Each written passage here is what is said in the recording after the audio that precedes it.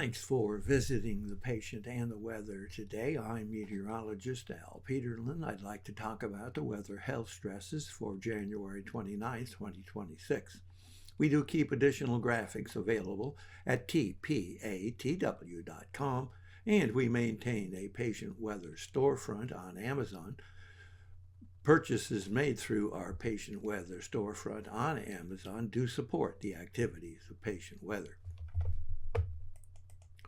Looking at the surface map for the 29th, you can see that high pressure continues to dominate much of the country, but we do see new moisture flowing into the Pacific Northwest. There is a little bit of unsettled weather up here in the plains, and the only active low-pressure center sits here in Arkansas with its cold front hanging on through Austin to San Antonio and stretching eastward across Tennessee to South Carolina.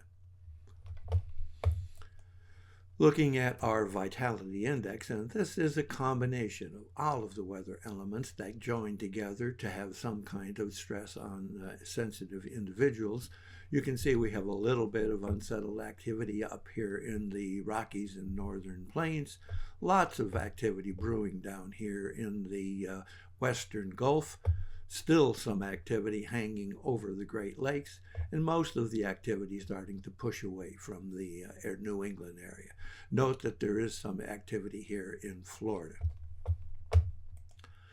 Looking at change in pressure, and here we have rising pressure from eastern Colorado up into Wyoming and Montana, across North Dakota, picking up northern Minnesota, across the Michigan Upper Peninsula and Michigan itself, down into northeastern Ohio, Pennsylvania, West Virginia, and swinging a bit down toward the coast here in Virginia.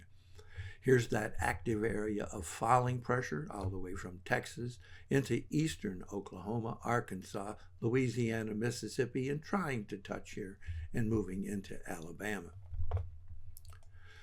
Temperature change, not much significant, or at least less than we would hope. There's still that cold air trying to reinforce its way into upstate New York. But here, down in the area where that low is brewing in Arkansas, we're picking up a little bit of warming temperatures across Texas into Louisiana, trying to make its way here into the middle Mississippi Valley. Looking at dew point temperature change, very much the same thing. Focus of activity is down here in the Western Gulf. Note, though, it's very strong across Florida. Vapor just confirming. Looking at our change in the availability of oxygen in the atmosphere, you can see that we have a significant but spotty area of migraine risk, especially across Colorado, Wyoming, into the Dakotas. More significant here across the very upper reaches of the Texas Panhandle, across portions of Oklahoma, but very much just the Northeast, the focus activity being here in Kansas. Jumping now to the lakes, you can see it is a rather elevated risk of migraine across Michigan on into Canada, but reaching down into westernmost portions of Pennsylvania, like Pittsburgh, and down into West Virginia, and bleeding somewhat into Virginia itself.